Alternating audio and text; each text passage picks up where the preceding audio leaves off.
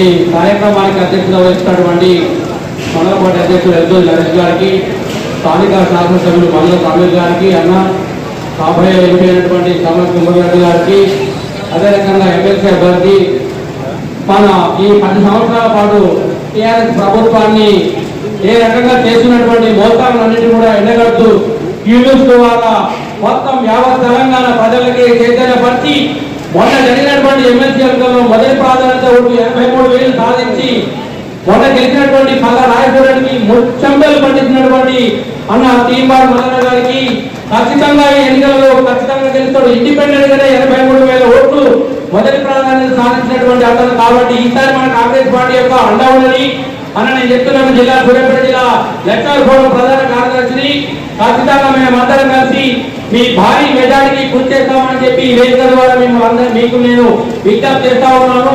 ప్రధానంగా private school అన్నటువంటి lecturers కానివ్వండి, కళాశాలటువంటి లెక్చరర్స్ కానివ్వండి, వివిధ ఆఫీసులలో ఉండబడినటువంటి అందరూ కూడా ఖచ్చితంగా మీకు సహకరిస్తారని చెప్పి నేను ఈ వేదిక ద్వారా మనస్ఫూర్తిగా చెప్తా ఉన్నాను.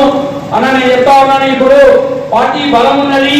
ఇండివిజువల్ గా మీకు కూడా ఒక 50-60% ఓట్ బ్యాంక్ ఉన్నది. కాబట్టి ఖచ్చితంగా ఎన్నికలలో మనం గెలుస్తాము. కానీ అట్టని మాత్రం నిమర్పాటుగా ఉండొద్దు. ఈ గ్రాడ్యుయేట్ ఎలక్షన్లు గ్రాడ్యుయేట్స్ కాబట్టి వాళ్ళు ఆలోచన చేస్తారు. కాబట్టి ఈ స్టేజ్ ముందు ఉన్నటువంటి ప్రతి కార్యకర్త, ప్రతి గ్రామ శాఖ నుండి మొదలుకొని మండల శాఖ అధ్యక్షుల వరకు మీ పిల్లలందరూ కూడా గ్రాడ్యుయేట్ చేస్తున్నారు. కాబట్టి మీరు ఒక్కసారి చెప్పండి.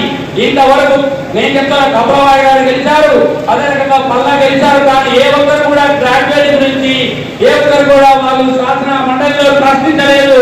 వాళ్ళన్న ఖచ్చితంగా ప్రశ్నిస్తారు.